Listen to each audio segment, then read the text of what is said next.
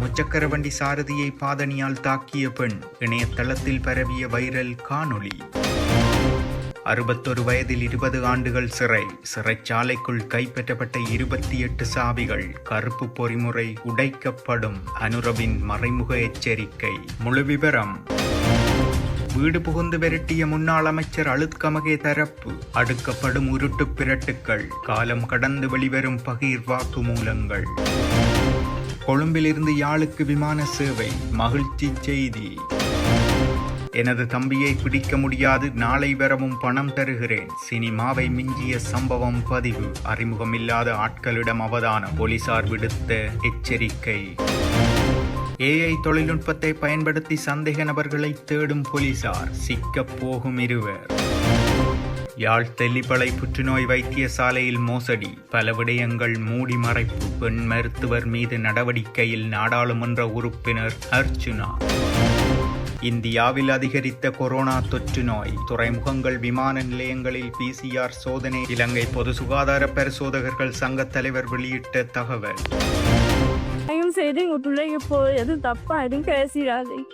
ரொம்ப கஷ்டமா இருக்கு, அப்படி சொல்லாதீங்க. தென்னிந்திய ஊடகங்களில் சர்ச்சையாக மாறியுள்ள இலங்கை யுவதியின் விவகாரம். பெற்றோர் விடுத்த உருக்கமான கோரிக்கை.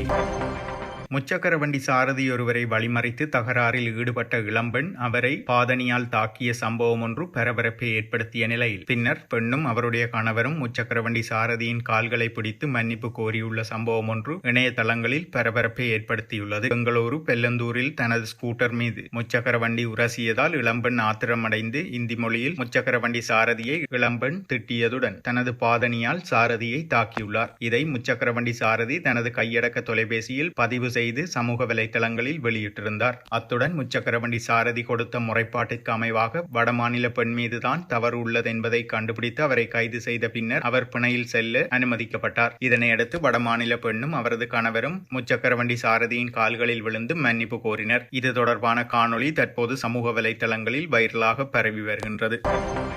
நமது நாட்டில் ஒரு அரசியல்வாதி 61 வயதில் 20 ஆண்டுகள் சிறைக்கு செல்ல வேண்டியிருந்தால் அல்லது செல்வதால் என்ன பயன் என ஜனாதிபதி அனுரகுமார திசாநாயக்க கேள்வி எழுப்பியுள்ளார். ஜனாதிபதி செயலகத்தில் நேற்று நடைபெற்ற விழாவில் உரையாற்றும் போதே ஜனாதிபதி இந்த கருத்துக்களை தெரிவித்தார். மேலும் தெரிவித்த அவர், சமீபத்தில் மாத்தறை சிறைச்சாலையின் புனரமைப்பு பணிகளின் போது கைதிகளை அங்குண கொலபலாச சிறைச்சாலைக்கு மாற்றும் போது அவர்களிடமிருந்து 7 கைவிலங்குகள் மற்றும் கைவிலங்குகளுக்கு பயன்படுத்தப்படும் 28 சாவிகள் கண்டுபிடிக்கப்பட்டன.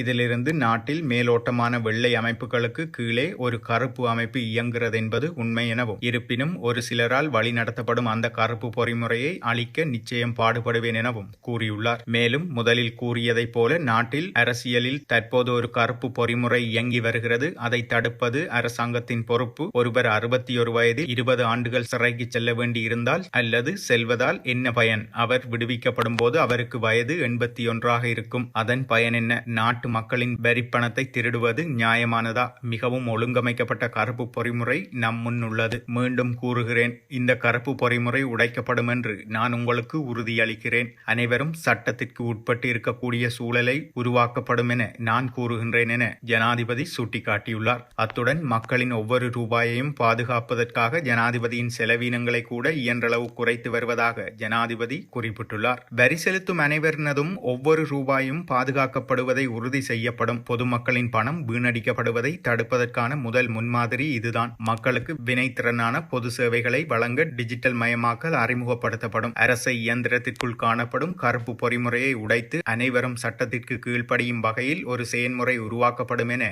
அவர் கூறியுள்ளார். அத்துடன் வரி சக்தி என்ற பெயரில் வரி வாரத்தை செயற்படுத்த அரசாங்கம் முடிவு செய்துள்ளதுடன் நேற்று முதல் எதிர்வரும் 7ஆம் திகதி வரையான வாரத்தில் வரி செலுத்துதல் குறித்து பொதுமக்களுக்கு விழிப்புணர்வு ஏற்படுத்த எதிர்பார்க்கப்படுவதாக உள்நாட்டு இறைவரி திணைக்களம் தெரிவித்துள்ளது. இதேவேளை 2024 தொடக்கம் 2025 நிதியாண்டுகளுக்கான உள்நாட்டு இறைவரி திணைக்களத்திற்கு தொடர்புடைய வரி செலுத்தும் அறிக்கைகளை சமர்ப்பிப்பது உள்நாட்டு இறைவரி திணைக்களத்தின் இணையதளம் ஊடாக பிரத்யோகமாக செய்யப்படும். மேலும் இந்த இணையதளம் நேற்று காலை பொதுமக்களுக்காக அங்குரார்ப்பணம் செய்து வைக்கப்பட்டது. அதன்படி ஜனாதிபதியின் பங்கேற்புடன் முதலாவது வரி அறிக்கை உள்நாட்டு இறைவரி திணைக்களத்தின் இணையதளத்தில் சமர்ப்பிக்கப்பட்டமை இங்கு குறிப்பிடத்தக்கது.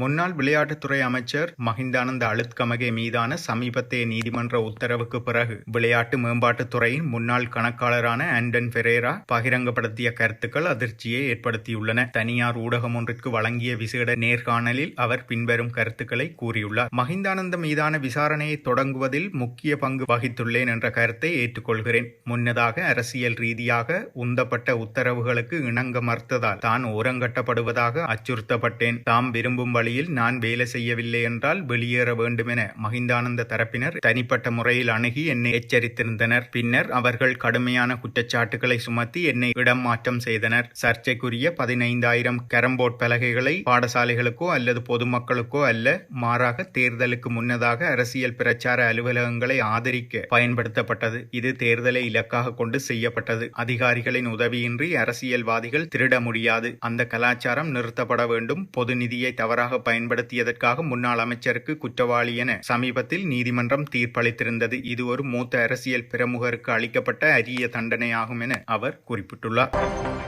யாழ் போதனா வைத்தியசாலையின் அருகே வாகன பாதுகாப்பு நிலையம் ஒன்றில் சகோதரர்கள் இருவர் மாற்றுத்திறனாளி ஒருவரிடம் 34,000 ரூபாயை மோசடி செய்த சம்பவம் ஒன்று யாழ் போலீஸ் நிலையத்தில் முறைப்பாடு செய்யப்பட்டுள்ளது. கடந்த சனிக்கிழமை இரவு இடம்பெற்ற இந்த மோசடி சம்பவம் தொடர்பில் மேலும் தெரிய வருகையில் பழையை சேர்ந்த பாதிக்கப்பட்ட நபர் யாழ்ப்பாணம் நகர பகுதியில் தனது வேலை நிமித்தம் வந்துள்ளார். பேருந்தில் பயணிப்பதற்காக தனது சைக்கிளை குறித்த வாகன பாதுகாப்பு நிலையத்தில் நிறுத்திவிட்டு அங்கிருந்து செல்ல முற்பட்டவரிடம் அங்கு வந்த ஒருவர் அவரை தனக்கு தெரியும் என்று கூறி கைபேசி இலக்கத்தை கேட்டுள்ளார். எனினும் இருட்டில் நின்ற நபரிடம் தான் கைத்தொலைபேசி பாவிப்பதில்லை என கூறிய நிலையில் எதிரில் நின்றவர் அவரின் முகத்தில் தாக்கிவிட்டு பணப்பையை பறித்துக் கொண்டு தப்பி சென்றுள்ளார். இதனையடுத்து பாதிக்கப்பட்டவர் வாகன பாதுகாப்பு நிலையத்தில் பணியில் இருந்தவரிடம் சம்பவத்தை கூறியுள்ளார். இந்நிலையில் பணியில் இருந்த நபர் அவ்வாறு செய்தவர் தனது தம்பிதான் என்றும் நாளை வாருங்கள் உங்கள் பணப்பையை மீட்டு தருகிறேன் எனவும் கூறியுள்ளார். அத்துடன் பேருந்தில் செல்வதற்காக செலவாக 500 ரூபாய் பணத்தையும் கொடுத்துள்ளார். இரவு நேரம் என்பதால் பாதிக்கப்பட்டவரும் வேறு வழியின்றி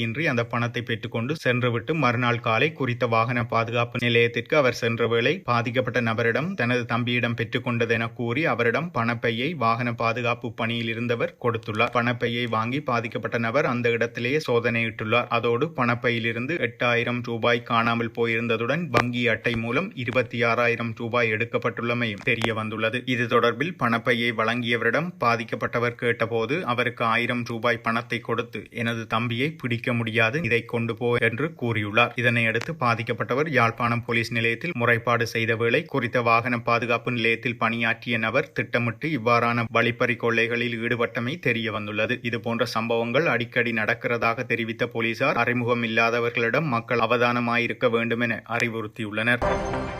இலங்கை அரசாங்கத்தின் எதிர்கால திட்டங்களுக்கு அமைவாக கொழும்பிலிருந்து யாழ்ப்பாணத்திற்கு விமான சேவையினை ஆரம்பிப்பதற்கு திட்டமிடப்பட்டுள்ளது. உள்ளூர் விமான சேவையை விருத்தி செய்யும் நோக்கில் டேவிட் பீரிஸ் ஏவியேஷன் நிறுவனமானது இலங்கை சிவில் விமான போக்குவரத்து அதிகார சபையின் மேற்பார்வையின் கீழ் இந்த விமான சேவை முன்னெடுக்கப்பட உள்ளது. இதற்காக இலங்கை சிவில் விமான போக்குவரத்து அதிகார சபையின் பரிசோதிப்பவர்களின் மேற்பார்வையின் கீழ் விசேட கண்காணிப்பு விமான பயணம் தொடங்கியுள்ளது.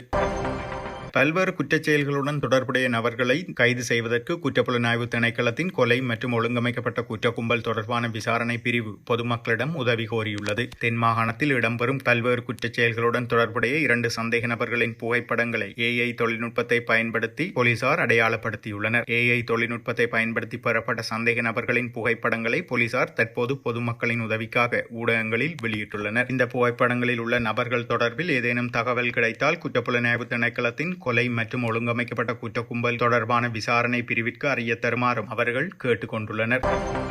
யாழ் தெல்லிப்பளை புற்றுநோய் வைத்தியசாலையில் பல மோசடி சம்பவங்கள் இடம்பெற்று வருவதாக நாடாளுமன்ற உறுப்பினர் ராமநாதன் அர்ஜுனா தெரிவித்துள்ளார். இந்நிலையில் அதன் பொறுப்பு வைத்தியராக இருக்கும் பெண் மருத்துவர் மீது பாராளுமன்றம் ஊடாக விசாரணை மேற்கொள்வதற்கு உரிய நடவடிக்கைகளை மேற்கொண்டு வருவதாகவும் அர்ஜுனா MP தெரிவித்துள்ளார். யாழ் மாவட்ட செயலகத்தில் இடம்பெற்ற மாவட்ட அபிவிருத்தி கலந்துரையாடலில் சுகாதாரம் தொடர்பான விடயங்களை தெரிவிக்கும் போது அவர் இவ்வாறு தெரிவித்துள்ளார். அவர் மேலும் தெரிவிக்கையில் தெல்லிப்பளை புற்றுநோய் வைத்தியசாலையில் பல்வேறு துறைகளுடன் இயங்கி வரும் நிலையில் அதன் தேவைகளை கருத்தில் கொண்டு பல்வேறு தரப்பினர்களும் உதவி செய்து வருகின்றனர். இவ்வாறு பெறப்படும் உதவிகள் பல வைத்தியசாலையில் பொருட்பதிவேட்டு புத்தகத்தில் பதியப்படாத நிலையில் பெறப்பட்டு பொருட்களுக்கு என்ன நடந்தது என்பது தெரியாமல் உள்ளது. தெல்லிப்பளை வைத்தியசாலை பணிப்பாளருக்கு தெரியாமல் பல விடயங்கள் மூடி மறைக்கப்பட்டுள்ள நிலையில் அது தொடர்பான பாராளுமன்றம் ஊடாக விசாரணைகளை மேற்கொள்வதற்கு நடவடிக்கைகள் மேற்கொண்டு வருவதாகவும் நாடாளுமன்ற உறுப்பினர் ராமநாதன் அர்ஜுனா தெரிவித்தார்.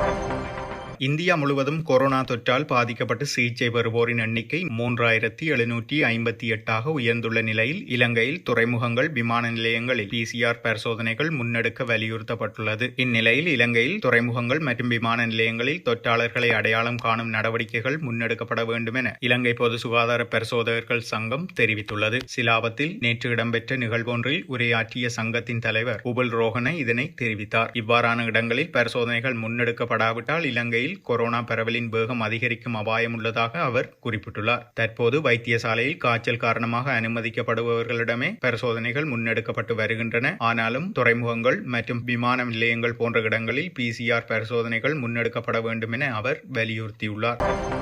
தென்னிந்திய ஊடகம் ஒன்றில் நடத்தப்படும் இசை நிகழ்ச்சியொன்றில் பங்கேற்றுள்ள மலையகத்தைச் சேர்ந்த இளம் யுவதி சினேகா பற்றிய செய்திகளும் காணொளிகளும் இணையதளத்தை தற்போது ஆக்கிரமித்துள்ளன. மலையகம் டயகம அக்கரப்பத்தனையை சேர்ந்த இளம் யுவதியான சினேகா தென்னிந்திய ஊடகம் ஒன்றில் நடத்தப்படும் இசை நிகழ்ச்சியொன்றில் பங்கேற்றுள்ளார். இவரின் முதல் தெரிவு சுற்று பாடல் தொலைக்காட்சியில் வெளியானதிலிருந்து இலங்கையிலிருந்து பலர் சார்பாக குறித்த யுவதியின் உடைகள் மற்றும் அவர் கூறிய விடயங்கள் விமர்சனத்துக்கு உட்பட்டு வருகின்றன. இதற்கு முன்னரும் இலங்கையை சேர்ந்த இருவர் இந்த நிகழ்ச்சியில் கலந்து கொண்டிருந்த நிலையிலும் அவர்கள் ஈழத்தை சார்ந்தவர்கள் என்ற போர்வையில் அனுதாபம் தேடும் ஒரு நிகழ்ச்சியாக அந்த நிகழ்ச்சி மாறியிருந்தது என இந்த விடயம் பேசப்பட்டிருந்தாலும் மலையக இளம் யுவதி சினேகாவின் விவகாரமே பூதாகரமாக வெடித்துள்ளது. அதற்கு காரணம் குறித்த இளம் யுவதி அணிந்திருந்த உடையும் அவர் நிகழ்ச்சியில் கூறிய காரணமுமாகும். ஏனெனில் கடந்த வருடம் இடம்பெற்ற சீசனிலும் மலையகத்தைச் சேர்ந்த இளம் யுவதியொருவர் கலந்து கொண்டிருந்தார். அவரின் திறமைகள் பேசப்படாமல் நிகழ்ச்சியின் TRPக்காக அனுதாபம் தேடும் படலமாகவே அதுவும் மாறி முடிந்திருந்ததெனவும் தற்போது இந்த வருடம் மீண்டும் அதேபோல் மலையகத்தின் வறுமையையும் ஈழத்தின் வலியையும் விற்பனை செய்யப்படுகிறது போன்ற சர்ச்சைகள் வெளிவந்து கொண்டிருக்கின்றன. இந்த நிலையில் இவ்வாறான விமர்சனங்களுக்கு முற்றுப்புள்ளி வைக்கும் வகையில் குறித்த யுவதியின் தந்தை மற்றும் தாயார் காணொலியொன்றை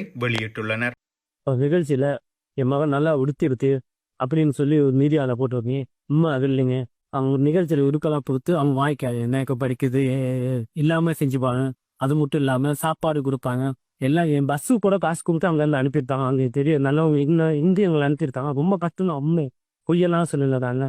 பீச்சை மாட்டெல்லாம் உடுப்பெல்லாம் வாங்கி தான் நாங்கள் போயிருந்தோம். மண்டபத்தில் தட்டிப்பான கல்வி தான் நான் என் பிள்ளைய நான் வாங்கி தைக்க அந்த பிள்ளையை படிக்க வச்சு அப்படித்தா இன்னைக்கு அந்த நிலைமையில் இருக்குது. நான் அங்கே அவங்க வச்சுட்டு போட்டு மிச்ச சாப்பாடு கொண்டு வந்து தான் நாங்கள் வளர்த்துருக்கோம். எங்கள் ஊரில் யாருக்கு ஏதாவது சொல்லுவாங்க தட்டிப்பான கல்வி போகலான்னு கூட சொல்லுவாங்க. அப்படிலாம் நாங்கள் இந்த ஊரில் இருந்து அப்படிதான் தப்பா பேசுறது ரொம்ப கஷ்டமா இருக்கு. நான் பசதி நான் போற நேரமா இல்லை எங்களுக்கு எனக்கு ஒழுங்கான உடுப்பு இல்லாம போட்டு போறதுக்கு நான் கூட்டாளி பிள்ளைங்க இருக்காங்க. அதுக்கிட்ட வாங்கி நான் போட்டு போறாங்க.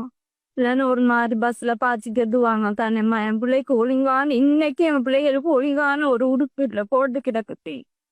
தயவு செய்து எங்க பிள்ளைங்க எதுவும் தப்பா எதுவும் பேசிடாது. நாங்க இருக்கிறது அதான் நிலைமை. அங்க பொய்ய பேசல உண்மையத்தான் குங்குறோம். இதுதான் எங்க நிலைமையே இதுதான். உணத்து முகாம் கட்டி கொடுத்த வீட்டில் தான் நாங்கள் வாடுறோம். நெருப்பு பிடிச்சி அதில் தான் நாங்கள் வாடுறோம். எங்கள் ஊரில் இருக்க யார் வேணான்னு கேட்டு பாருங்க. எங்களை பற்றி பெருமோரம் தோட்டம் குருமூர்த்தி அவரோட வீடு எதுன்னு கேட்டால் சொல்லுவாங்க. இந்த தோட்டம்லாம் நீங்கள் அடுத்தடுத்து பக்கத்தில் இருக்க தோட்டங்கள்லையும் கேட்டு பாருங்க தெரியும். ரொம்ப கஷ்டமா இருக்கு அப்படி சொல்லாதீங்க.